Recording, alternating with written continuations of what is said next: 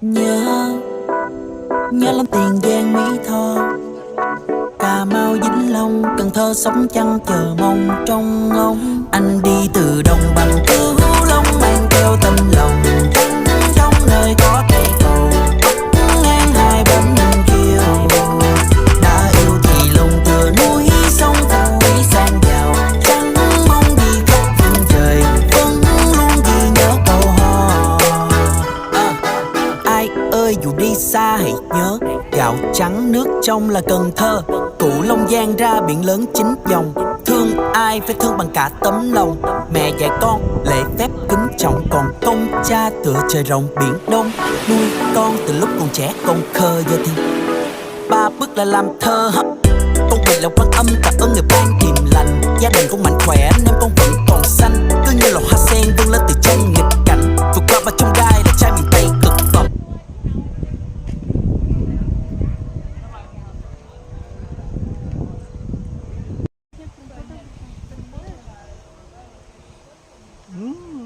Mát lại rồi đó.